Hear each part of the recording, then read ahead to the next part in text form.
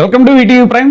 ప్రధానమంత్రి మోడీ గారు తాజాగా హైదరాబాద్లో జరిగినటువంటి బహిరంగ సభలో ప్రజలను ఉద్దేశించి, జాతిని ఉద్దేశించి చాలా మాటలు చెప్పారు. అవి మాటలు కాదు, ఒక రకంగా ఒక మోటివేషన్ లాగా కొన్ని సలహాలు ఇచ్చారు, కొన్ని విజ్ఞప్తులు చేశారు. అదేంటంటే ముఖ్యంగా మధ్యతరగతి ప్రజలు ఎవరైతే ఉన్నారో, ఇక పేద ప్రజల సంగతి చెప్పనక్కర్లేదు, వాళ్ళు ఈ పెట్రోల్ డీజిల్ వినియోగాన్ని తగ్గించుకోవాలి, మెట్రో ప్రయాణాలు చేయాలి, అంటే ప్రజా రవాణాని ఉపయోగించాలి, పర్సనల్ వెహికల్స్ తగ్గించుకోండి, పెట్రోల్ డీజిల్ ఖర్చు తగ్గించుకోండి, దుబారా ఖర్చులు తగ్గించుకోండి, పెళ్లిళ్ళు, వేడుకలు, అవి ఈవెంట్స్, వాటి ఖర్చులు తగ్గించుకోండి అంటున్నారు. విదేశీ ప్రయాణాలు తగ్గించుకోండి అంటున్నారు. సరే, మధ్యతరగతి ప్రజల్లో, దిగువ మధ్యతరగతి ప్రజలు విదేశీ ప్రయాణాలు చేసేటువంటి పరిస్థితి ఉండదు ఎక్కువ. ఇంకా సోలార్ వినియోగించండి, వంట నూనె తగ్గించుకోండి, ఎరువులు, రైతులకైతే ఎరువులు తగ్గించండి, మీరు ఆర్గానిక్ వ్యవసాయం చేయండి అని అంటున్నారు. ఇది ఎక్కడ చోద్యం అర్థం కావట్లేదు. ఆర్గానిక్ వ్యవసాయం చేయటం వల్ల శ్రీలంక అనేటువంటి దేశం దివాళా తీసింది, మొత్తం ఆర్థిక సంక్షోభంలో కూరుకుపోయింది అనేటువంటిది మనకి చరిత్ర చెప్తున్నటువంటి సత్యం. చరిత్రే కాదు, రీసెంట్ డేస్లోనే అది జరిగింది. సో ఇలాగా రకరకాల విజ్ఞప్తులు చేశారు. సరే, ఇదంతా కూడా ఎందుకు అని అంటే చమురు సంక్షోభం వచ్చింది కాబట్టి. అలాగే బంగారం కొనద్దు అన్నారు. ముఖ్యంగా మధ్యతరగతి ప్రజలు బంగారాన్ని ఒక ఇన్వెస్ట్మెంట్ లాగా, ఒక పెట్టుబడి లాగా చూస్తారు. ఒక స్థలం ఎలా కొనుక్కుంటారో అలాగా బంగారం కొనుక్కునేటువంటి మధ్యతరగతి వాళ్ళకి బంగారం కూడా కొనద్దు అన్నారు. సరే, దాని మీద బంగారం వ్యాపారులు కూడా తాజాగా ప్రకటనలు చేశారు. మోడీ గారి మీద కొన్ని విమర్శలు కూడా చేశారు. ఇవన్నీ ఉంచితే ఇవన్నీ కూడా పేద మధ్య తరగతి ప్రజలకి ఆయన చేసినటువంటి విజ్ఞప్తి, మీరు దుబారా తగ్గించుకోలేదు అది ఇది అని చెప్పేసి. మరి ఇది దేశభక్తి అన్నారు కూడా. పైగా మీ యుద్ధం చేయటం, బోర్డర్లోకి వెళ్ళి యుద్ధం చేయటమే దేశభక్తి కాదు, మీరు ఖర్చులు తగ్గించుకుని, మీ ఇంట్లో మీరు ఖర్చులు తగ్గించుకుని పొదుపుగా బతకటం కూడా దేశభక్తిలో భాగమే అని ఆయన చెప్పడం అనేటువంటిది ఓకే, ఇవన్నీ స్వాగతించాల్సినటువంటి విషయాలే. కానీ ఆయన చెప్తున్న టైమింగే, లేదంటే ఆయన చెప్తున్నటువంటి పరిస్థితులే ఎందుకు కొన్ని సందేహాలని లేవనెత్తుతున్నాయి. ఇప్పుడు అసలు ఆయన ఇచ్చినటువంటి సందేశం కానీ, ఇచ్చినటువంటి సలహాలు, చేసినటువంటి సూచనలు ఇవన్నీ కూడా కేవలం పేద తరగతి, మధ్యతరగతి వర్గాలకు మాత్రమేనా? మరి నాయకులు ఎవరైతే ఉన్నారో, రాజకీయ నాయకులు, ముఖ్యంగా కూటమిలో ప్రస్తుతం చాలా చోట్ల కూటమి పరిపాలన నడుస్తుంది. ముఖ్యంగా కూటమి అంటే ఎన్డీఏ, బీజేపీ భాగస్వామి పక్షాల పరిపాలన చాలా రాష్ట్రాల్లో నడుస్తుంది. ఇక కేంద్రంలో కూడా సాక్షాత్ మోడీ గారే ఆయన పర్యటనలకి ఎంత విరివిగా డబ్బు ఖర్చు అవుతుందో మనకు తెలుసు.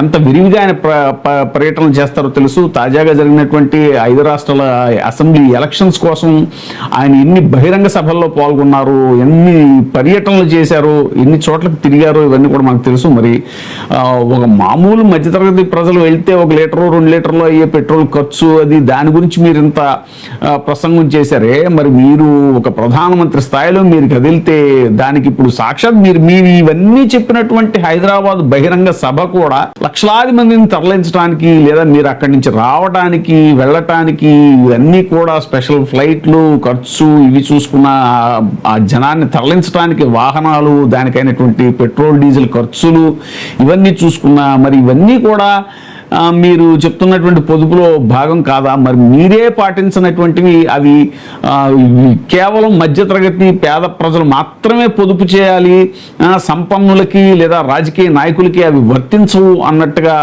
ఉన్నాయి, మాకు షరతులు వర్తించవు అన్నట్టుగా రాజకీయ నాయకులు ప్రవర్తించడం, ముఖ్యంగా మీ కూటమి నాయకులు, మీ బీజేపీ భాగస్వామ్య పక్షాలు ప్రవర్తించడం అనేటువంటిది మీ దృష్టికి రాలేదా?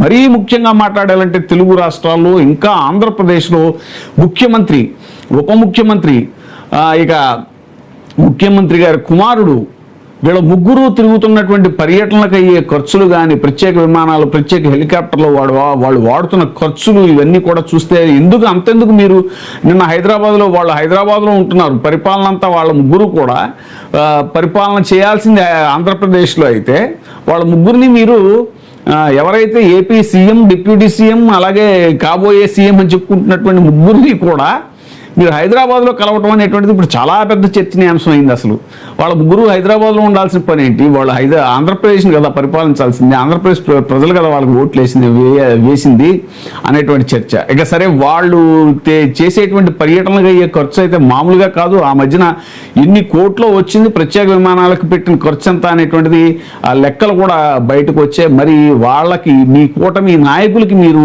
ఈ పొదుపు మంత్రాలు చెప్పరా, ఈ పొదుపు సూత్రాలు చెప్పరా అనే అనేటువంటి చర్చ కూడా జరుగుతోంది. చూసుకుంటే అసలు మీరు వర్చువల్గా ప్రసంగించడం, లేకపోతే ఇప్పుడు మీరు ఏమంటున్నారు ఆన్లైన్ మీటింగ్లు పెట్టుకోండి అని అన్నారు, మెట్రో ప్రయాణాలు చేయండి, ఆన్లైన్ మీటింగ్లు పెట్టుకోండి, వర్క్ ఫ్రమ్ హోమ్ చేయండి అని అన్నారు. అంటే బయటికి వెళ్తే ట్రాన్స్పోర్ట్కి, పెట్రోల్కి, డీజిల్కి అయ్యే ఖర్చును తగ్గించడం కోసం ఆన్లైన్ మీటింగ్లు పెట్టమని చెప్పిన మీరు ఈ బహిరంగ సభలు ఇవన్నీ కూడా ఇంత వృధా ఖర్చును తగ్గిస్తూ మీరు వర్చువల్గా మాట్లాడచ్చు కదా.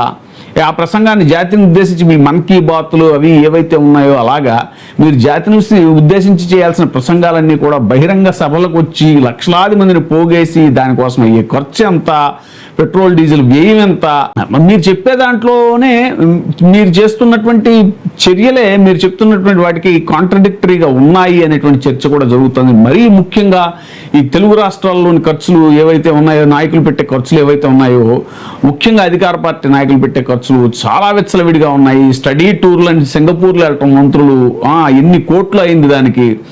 ఇంతెందుకు మీరు నిన్న కలిసి మాట్లాడినటువంటి ఆ లోకేష్ ఆయన నెక్స్ట్ డే సింగపూర్లో ఉన్నాడు. ఆయన ఖచ్చితంగా ఆయన ప్రత్యేక విమానంలోనే వెళ్ళి ఉంటాడు, మామూలు ఇది అందరూ వాడే విమానంలో వెళ్ళి ఉండడు కదా. మరి ఇలాంటివన్నీ కూడా ఇక పవన్ కళ్యాణ్ గారు వాడే హెలికాప్టర్ ఖర్చులు కానీ, ఆ ఖర్చులు కానీ, ఈ ఖర్చులు కానీ, ఇక ముఖ్యమంత్రి గారు అయితే సరే ఆయన ఏదైనా చిన్న పనికి కూడా కాఫీ తాగడానికి కూడా ఇది ఫ్లైట్ వేసుకుని, స్పెషల్ ఫ్లైట్ వేసుకుని వెళ్ళేటువంటి పరిస్థితులు ఆయన ఉంటారు ఇప్పుడు కూడా. మరి ఏంటి ఈ దుబారా ఖర్చులన్నీ ప్రజలే తగ్గించుకోవాలా, ప్రజలే పొదుపుగా బతకాలా? మీ నాయకులు, రాజకీయ నాయకులు, ముఖ్యంగా మీ కూటమి భాగస్వామ్య పక్ష నాయకులు ఎవరైతే ఉన్నారో, మరీ ముఖ్యంగా ఆంధ్రప్రదేశ్ అధికార పార్టీ నాయకులు ఎవరైతే ఉన్నారో వారికి ఈ షరతులు వర్తించవా, వారికి పొదుపు మంత్రం వర్తించదా అనేటువంటి చర్చ ఇప్పుడు జరుగుతోంది మోడీ గారు అనేటువంటిది. అందరూ మోడీ గారికి కూడా విజ్ఞప్తి చేస్తున్నటువంటి విషయం. ముందు మీరు మీ రాజకీయ నాయకుల ఖర్చును తగ్గించుకోవడం పని. ఇంకో విషయం ఏంటంటే పార్లమెంటులో ఎంపీలు అంటే అసలు ఎంత కోట్లకు పడగలెత్తిన వాళ్ళు ఎంపీలు అవుతారు. ఈ రోజున తక్కువలో తక్కువ 100 కోట్లు ఖర్చు పెట్టేవాళ్ళు ఎంపీలు అవుతున్నారు. అలాంటి వారికి పార్లమెంట్లోనూ ఇంకా ఈ అసెంబ్లీలోనూ అక్కడ ఉన్న క్యాంటీన్లో చాలా తక్కువ డబ్బులకి మీరు భోజనాలు పెట్టడం ఏంటి? అక్కడ కాఫీ టీలు వాళ్ళు ఆ మాత్రం ఇచ్చుకుని తాగలేరా? అక్కడ కూడా అంతంత సబ్సిడీలా? అక్కడ కాఫీ రూపాయి ఏంటి, లేదంటే టిఫిన్ రూపాయి ఏంటి, ఇలాంటివి. మరి వాళ్ళకి అంతంత సబ్సిడీలు ఏంటి? కోట్లకు పడగలెత్తిన వాళ్ళకి ఇవన్నీ మరి మీ పొదుపు మంత్రంలోకి ఇవన్నీ రావా? ఇలాంటి చర్చ అంతా కూడా జరుగుతుంది. సో దయచేసి ఈ విషయాన్ని కేవలం పేద ప్రజలకు మాత్రమే కాదు, మొత్తం అందరికీ వర్తింపజేయాలని కోరుకుంటున్నారు మోడీ గారు. ఈ సందర్భంగా చాలా మంది ప్రజల తరఫున మేధావులు కానీ వీళ్ళంతా కూడా మీకు చేస్తున్నటువంటి అప్పీల్ ఇది.